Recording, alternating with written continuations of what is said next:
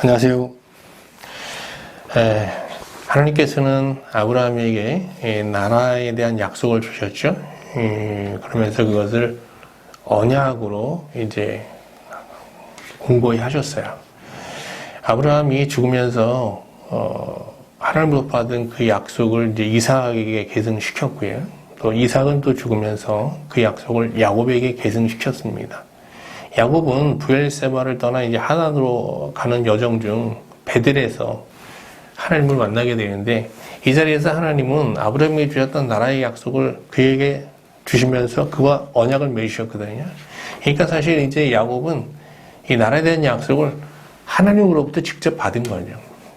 근데 하나님은 나라에 대한 약속을 주시면서 야곱에게 하란에 가서 너를 내가 복 주면서 너를 보호할 텐데, 그렇게 번성의 복을 받은 후에 다시 베델로 돌아오라는 말씀을 주셨어요. 야곱은 하란에서 하나님의 약속대로 말이죠, 많은 자손과 재산을 얻게 되었어요. 그래서 하란을 떠나 이제 가나안에 입성하게 되는데요. 그런데 야곱은 베델로 와야 되는데 베델로 향하다가 중도에 세겜에서 정착하게 됩니다. 이는 고단한 유목 생활을 청산하고 좀 안정된 농경 생활을 영위하면서 살고자 하는 야곱의 로망을 이루기 위함입니다. 그러나 야곱의 이 세겜에서의 삶은 오래가지 못했습니다. 그의 아들들이 누이 디나를 가가 세겜을 향해 이제 복수국을 펼쳤기 때문인데요. 결국 야곱은 어쩔 수 없이 이제 세겜에서 탈출하여 베델로 향하게 되는데, 이 과정에서 그는 지난날 자신의 어떤 하나님과 함께 우상을 함께 섬겼던 여러 가지 그 불신앙의 죄를 회개하면서 새로운 마음으로 베델을 향하게 됩니다. 어렵게 베델로 돌아온 야곱을 하나님은 용납하시고 다시 받아주시면서 그와의 언약을 갱신해 주셨어요. 그러면서 또 그에게 나라에 대한 약속을 반복적으로 주셨죠. 근데 이 자리에 야곱의 이 11명의 아들들도 함께 참석하고 있었다는 겁니다. 그러니까 11명의 아들들이 다 그 약속, 나라에 대한 약속을 받은 거예요. 특히 야곱의 11번째 아들 요셉은 그 나라에 대한 약속을 굉장히 마음 깊이 받아들였던 것으로 보입니다. 이후 야곱은 베델을 떠나서 이제 아버지 이삭이 거주하는 헤브론으로 향합니다. 이 헤브론에서 야곱은 아버지 이삭을 장사 지낸 후 130세 때 이제 이개국하여 애굽에 완전히 이주할 때까지 20여 년간 이곳에 이제 머물게 됩니다. 나이 든 야곱은 이 기간 동안 양떼를 치는 기업을 아들들에게 이제 맡기고 주로 집에 머물렀습니다. 그런데 야곱은 집에 머물면서 라헬을 편애하던 그 굽어진 본성을 버리지 못하고 그의 아들 요셉을 또 편애하게 돼요. 그는 요셉에게 채색 옷을 입혔는데, 이 채색 옷이라는 것이 평상복이 아니라 잔치에 참여할 때 입는 일종의 예복입니다. 야곱의 아들들은 아버지의 이런 처사에 이제 분노하면서 요셉을 시기하고 미워하게 됩니다. 결국 야곱의 아들들의 요셉에 대한 이 시기는 그를 애굽의 노예로 팔아넘기는 범죄로 이어지게 되죠. 근데 하나님께서는 야곱의 아들들이 요셉을 애굽의 노예로 팔아넘기는 이 악한 범죄를 이용해서 요셉을 먼저 애굽으로 내려보내시고, 그를 통해서 입애굽이라고 하는 정말 원대한 하나님의 뜻을 이제 성취하시게 됩니다. 그런데 애굽으로 내려간 요셉은 여러 가지 연단을 받으면서 아브라함이 하나님으로부터 받았던 나라의 약속, 나라에 대한 약속과 함께 그의 믿음까지 온전히 계승하게 됩니다. 이삭과 야곱은 아브라함의 나라에 대한 약속을 계승했지만 그의 믿음을 온전히 계승했다라고 보기는 어렵습니다. 그런데 요셉은 애굽에서 여러 가지 연단을 받으면서 그 젊은 나이에 아브라함의 약속과 함께 그의 지고한 신앙, 믿음까지 다 승계했던 것입니다. 오늘 저는 여러분과 함께 요셉이 이 젊은 나이에 어떻게 아브라함의 믿음을 승계할 수 있었는지 그 과정을 살펴보면서 하나님의 은혜를 나누고자 합니다.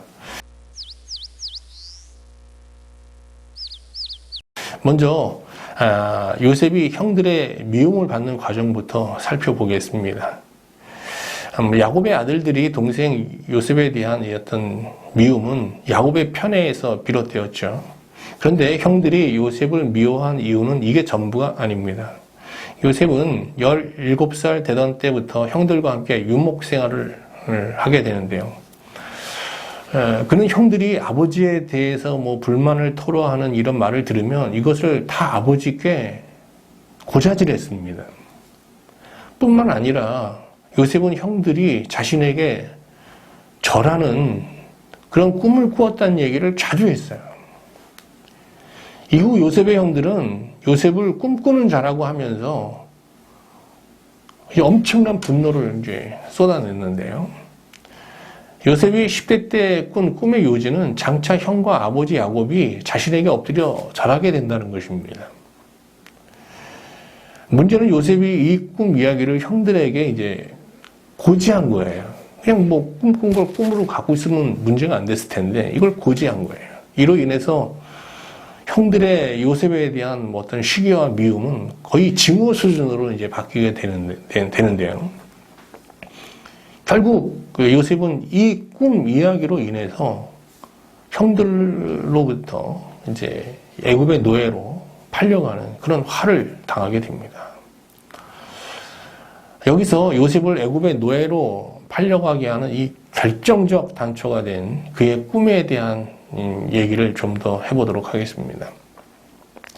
요셉이 10대 때 꾼 꿈은 예언적 내용을 담지하고 있습니다. 실제로 그는 그의 이 꿈대로 30대의 젊은 나이에 애굽의 총리가 되었고 또 야곱과 그의 아들들은 모두 그 앞에 나와서 절하게 되는 일이 실제로 발생했죠. 그래서 혹자는 하나님을 믿는 젊은 청소년들을 향해서 10대의 요셉처럼 꿈을 꾸어야 된다고 얘기하면서 그 꿈은 하나님 안에서 반드시 이루어진다라고 주장합니다. 그런데 이처럼 구약 성경을 문자적으로 해석하여 삶에 그대로 적용하는 것은 굉장히 위험한 일입니다. 통일교를 창시한 문선명은 본래 열성적인 그리스도인이었는데요. 그는 신비적 영성가인 이용도 목사를 추종하다가 16세 부활절 새벽에 한 환상을 보게 돼요. 그 환상의 내용은 예수님께서 영적 구원을 이루는 데는 성공하셨지만 십자가의 죽으심으로 육적 구원에는 실패했다는 거예요. 그래서 내가 너로 육적 구원을 이제 이루려 한다라는 그런 환상을 본 겁니다.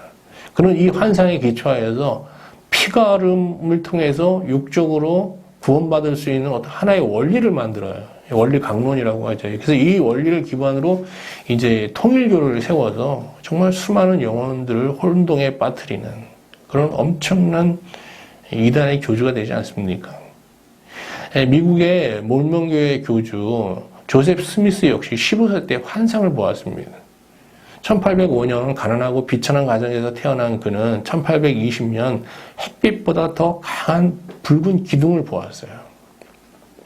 이 환상 중에 모르나이 천사가 나타나서 이는 내 사랑하는 아들이니 라고 하면서 이 말을 들으라라고 합니다. 그래서 거기서 그 들은 말을 그대로 적어서 몰몬경을 만들고 그 몰몬경을 중심으로 이제 몰몬교를 창시하게 되지 않습니까?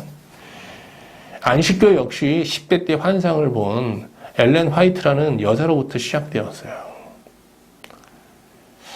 몇 가지 예를 들었는데요. 이렇게 요셉의 꿈 이야기를 문자적으로 해석하여 이것을 신앙에 적용하는 것은 굉장히 위험한 일입니다. 그러면 신약시대를 사는 신자에게 요셉의 꿈 이야기는 어떤 의미를 갖는 것일까요? 요셉이 꾼 꿈은 그가 하나님께 진지하게 물었던 어떤 질문에 대한 하나님의 답이에요. 하나님께서 그의 질문에 답하시는데 그것을 꿈으로 보여주신 거거든요. 그럼 요셉이 10대 때 하나님께 진지하게 물었던 질문은 무엇이었을까요? 앞에서 언급한 대로 요셉은 베델에서 아버지 야곱이 하나님과 언약을 갱신하면서 하나님 나라에 대한 약속을 받는 걸 보았거든요. 요셉은 그 나라에 대한 약속에 대해서 하나님께 약속한 그 나라에 대해서 계속 질문했던 것으로 보여요. 그리고 그 나라를 하나님께서 그 나라를 이루시는데 자신은 어떤 역할을 해야 하는지 물었을 거예요. 계속 묻는 가운데 하나님께서 꿈을 통해서 그에게 말씀해 주신 거예요. 그러니까 요셉이 꾼 꿈은 그의 물음에 대한 하나님의 대답이었던 거예요. 우리 신자들도 야곱의 아들들처럼 복음을 통해서 이미 임했지만 아직 완성되지 않은 하나님의 나라를 약속받은 자들이잖아요. 그러니까 하나님의 나라를 약속받은 자들은 요셉처럼 하나님 나라에 대해서 사유하며 끊임없이 물어야 되는 겁니다. 그러나 야곱의 다른 아들들은 묻지 않았어요.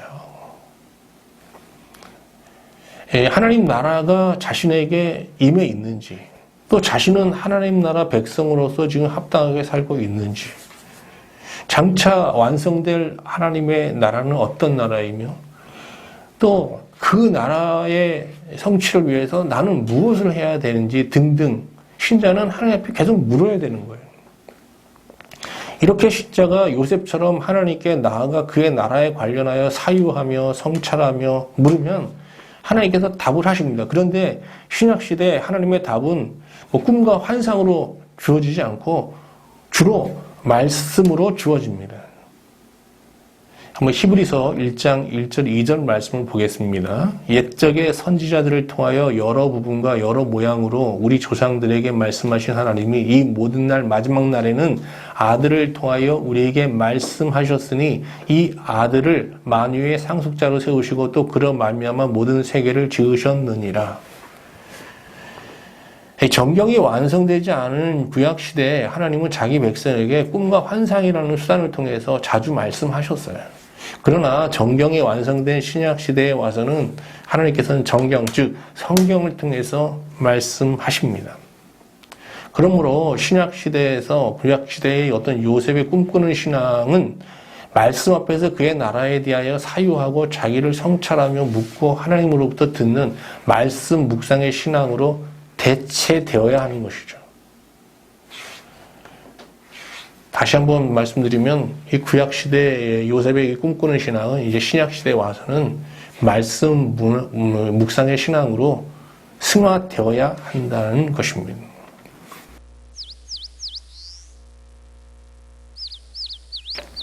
이어 요셉이 형들의 미움을 받아 애굽의 노예로 팔려가는 과정을 살펴보겠습니다.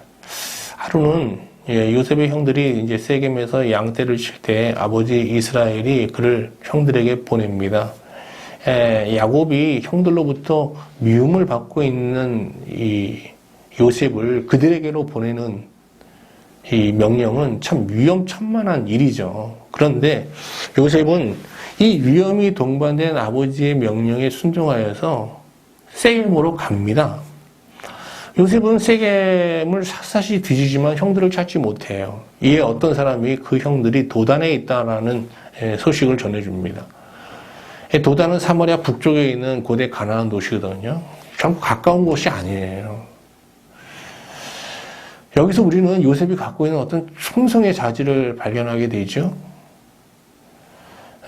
요셉은 도단까지 형들을 찾아가요. 요셉을 증오하는 형들은 그가 오는 것을 보고 저 꿈꾸는 녀석이 온다고 하면서 그를 죽일 음모를 꾸밉니다.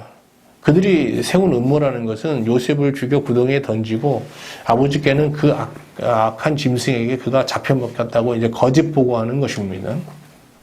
그러면서 그들은 요셉을 죽이고 그 꿈이 어떻게 이루어지는지 보자라고 하며 폭소합니다.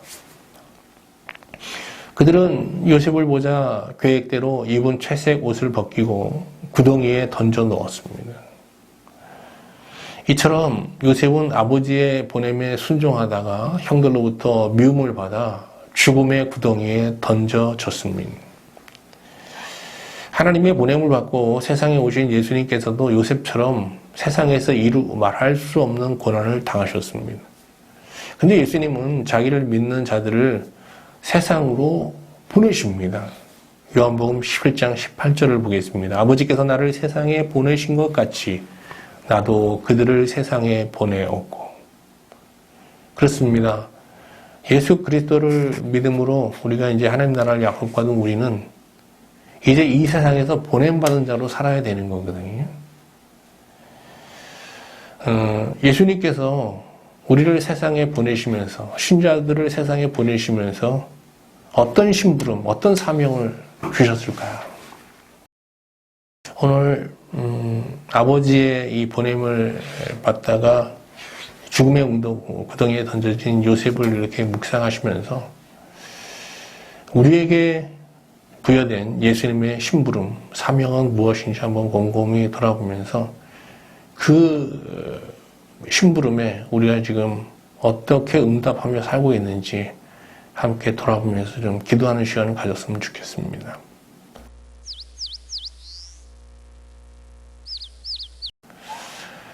자, 요셉이 이제 구덩이에 던져져 있을 때 마침 애굽으로 내려가는 이스마엘 상인들과 이제 미디안 상인들이 지나갑니다. 이때 유다가 요셉을 살리고자 그를 상인에게 팔자고 제안하죠. 이에 형제들이 동의하여서 요셉을 구덩이에서 이제 끌어올려 상인들에게 은 20을 주고 팔아 넘겨요. 애굽에서 다시 요셉은 이제 장군 보디발의 집에 노예로 팔려서 그곳에서 이제 일하게 되는데, 근데 하나님은 보디발 집에서 노예로 일하는 요셉과 함께 하셨습니다. 이로 인해서 요셉은 애굽에서 형통한 삶을 살게 돼요. 형통의 복을 누리고 살게 되는 거죠. 창세기 39장 2절 3절을 볼게요. 여호와께서 요셉과 함께 하심으로 그가 형통한 자가 되어 그의 주인 애굽 사람의 집에 있으니 그의 주인이 여호와께서 그의 범사에 형통하게 하심을 보았더라. 여기서 중요한 것은 요셉이 경험한 형통과 그의 주인 보디발이 요셉에게 발견한 형통이 다르다는 거예요. 형통이라는 단어는 히브리어로 짤라크라고 하는데요. 그 뜻은 앞으로 전진하다, 진보하다, 성장하다 이런 뜻입니다. 그러니까 형통으로 번역된 이 짤라크를 뭐 진보, 성장으로 번역해도 괜찮을 것 같아요. 요셉은 보디발의 집에서 노예로 일하면서 보디발의 리더십을 배우게 되고요. 또 당시 최고 문명을 이루고 있는 애굽의 선진 문명에 대해서 뭐 많은 것들을 배울 수 있었어요. 실상 그에게 보디발의 집에서의 노예 생활은 애굽 유명 대학에 유학을 온 것 이상으로 많은 것을 배울 수 있는 기회를 제공해 주었던 거예요. 이 과정에서 그는 꿈에서 보았던 하나님의 약속과 계획이 차질 없이 자기 신안에 실현되고 있는 어떤 영적 진보를 확신하게 된 거죠. 이게 바로 요셉이 보디발의 집에서 경험한 형통의 복이에요.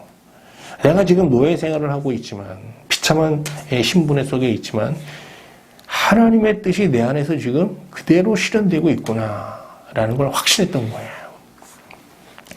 그런데 하나님의 뜻에 무지한 보디발은 요셉을 통해서 다른 어떤 형통의 복을 발견했어요. 그것은 그가 하는 일마다 잘 되는 상황적 형통의 복이었던 거죠. 이에 보디발은 요셉을 가정 총무로 세우고 그에게 더 많은 일을 맡기게 돼요. 그래서 보디발은 하나님께서 요셉에게 주신 어떤 상황적 형통의 복을 통해서 뭐 소유가 차고 넘치는 그런 번성을 누리게 됩니다. 이처럼 하나님은 요셉이 보디발의 집에 머무는 동안 영적인 형통의 복과 또 상황적 형통의 복을 모두 주셨어요. 그러나 하나님께서 요셉에게 주신 상황적 형통의 복은 오래가지 못했습니다. 요셉은 보디발의 아내의 모함으로 인해서 강관죄에 누명을 쓰고 옥에 갇히게 됩니다. 이로 인해서 보디발 집에서 요셉이 누리던 상황의 복은 끝나고 그 상황의 복은 저주로 바뀌었죠, 사실. 그런데 요셉은 옥중에서 또 다양한 분야에서 일하던 왕의 신하들과 함께 수감 생활을 하게 돼요. 그는 그 옥중에서 만난 애굽의 여러 지도자들과 교제하면서 보디발의 집에서 배울 수 없었던 애굽의 뭐 정치, 사회, 문화 등등 다양한 분야에 대해서 아주 깊은 지식을 배우게 돼요. 그러니까 배움의 관점에서 본다면 요셉의 어떤 보디발 집에서의 노예 생활은 학사 과정 정도에 해당한다고 볼 수 있겠죠. 근데 옥중에서 수감 생활은 정말 박사 과정을 밟는 그런 아주 정말 어디서도 배울 수 없는 뭐 이렇게 수준 높은 교육을 그곳에서 이제 받을 수 있었던 거예요. 이처럼 요셉은 옥중에서 다양한 분야에 대해서 배우고 성장하면서 자신의 옥중에 머무는 중에도 자신을 향한 하나님의 뜻이 착오 없이 실현되고 있다는 확신을 하게 되었는데 이게 바로 어떤 영적 형통의 복인 거예요. 하나님의 뜻은 이 상황 속에서도 여전히 실현되고 진보하고 성취되고 있다라는 확신인 거죠. 이처럼 요셉은 수감 생활을 하나님의 뜻에 입각해 영적으로 바라보는 가운데 다양한 성장을 경험하면서 하나님의 뜻이 자기 안에 성취되고 있음을 확신하는 영적 형통의 복을 누리고 있었습니다. 간수들은 근데 요셉에게서 하는 일마다 잘 되는 또 상황적 형통의 복을 발견하고 그에게 옥중 사물을 맡기게 돼요. 한번 볼까요? 간수장은 그의 손에 맡긴 것을 무엇이든지 살펴보지 아니하였으니 이는 여호와께서 요셉과 함께 하심이라. 여호와께서 그를 범사에 형통하게 하셨더라. 모든 시대의 모든 신자들은 상황적 형통의 복을 기대하며 하나님을 섬기죠.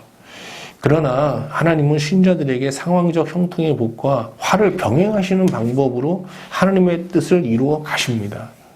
하나님께서 신자에게 이 상황의 복과 화를 병행하실 수밖에 없는 이유는 사람이 지속적으로 상황의 복을 받게 되면요. 그 내면과 신앙이 마귀의 시험과 유혹을 이길 수 없을 정도로 쉽게 취약해지기 때문입니다.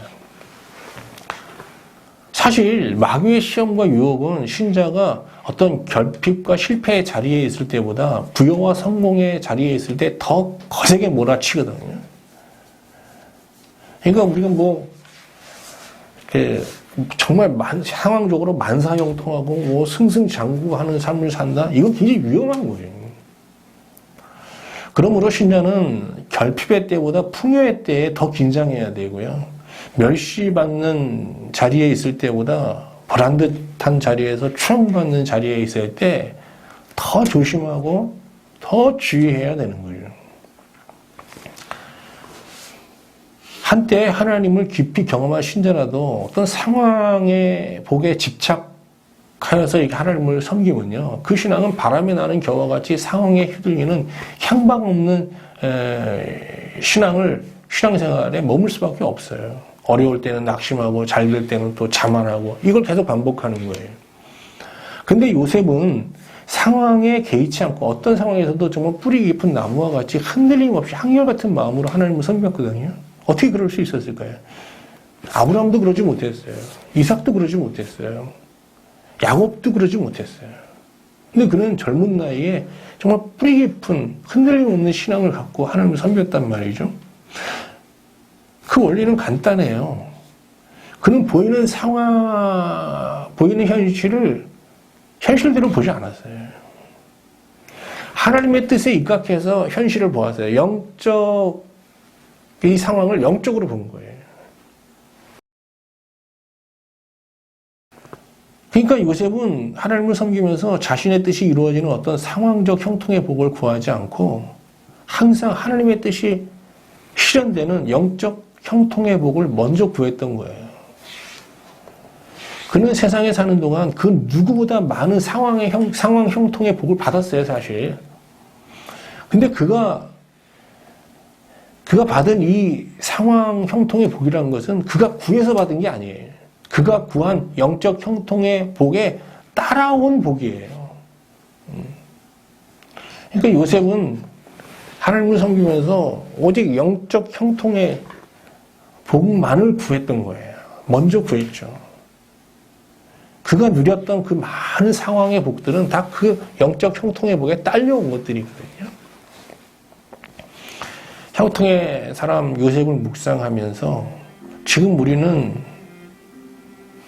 지금이라는 이 현재를 정말 이렇게 현실적으로 보고 있는지 영적으로 보고 있는지 또 하나님께 어떤 형통의 복을 구하면서 하나님을 섬기고 있는지 묻게 됩니다. 아무쪼록 여러분 이 요셉의 형통의 이 신앙을 묵상하시는 가운데 우리가 살고 있는 이 지금의 이 현재를 현실적으로 바라보기 전에 먼저 영적으로 바라볼 수 있는 그런 눈이 활짝 열릴 수 있기를 바랍니다. 기도하겠습니다. 하나님, 오늘 말씀을 보며 요셉의 꿈꾸는 신앙이 신약시대의 말씀 묵상의 신앙으로 승화되어야 함을 깨닫게 됩니다. 이 시간 간절히 기도하오니 우리도 꿈의 사람 요셉처럼 하나님께서 약속하신 그 나라에 대하여 보다 깊이 사유하고 묻고 또 말씀을 통해 하나님의 답을 들음으로 남은 인생 말씀의 사람으로 살게 하여 주소서. 하나님, 오늘 말씀을 보며 우리도 아버지의 보냄에 순종하여 세겜으로 간 요셉처럼 예수님으로부터 세상으로 보냄받은 자임을 깨닫게 됩니다. 이 시간 기도하오니 우리도 보냄받은 종 요셉처럼 남은 인생 예수님의 심부름꾼으로 사는 이 보냄받은 자의 삶을 충성되게 살게 하여 주소서. 하나님, 오늘 말씀을 보면서 참된 신앙은 현실적 상황에 주목하는 것이 아니라 하나님의 뜻이 성취되는 영적 상황에 주목하는 것임을 새삼 깨닫게 됩니다. 이 시간 기도하오니 우리도 형통의 사람 요셉처럼 지금 현재를 영적으로 바라보며 어떤 상황에서도 먼저 그의 나라와 그의 의를 구하는 형통의 사람으로 살게 하여 주소서. 예수님의 이름으로 기도드립니다.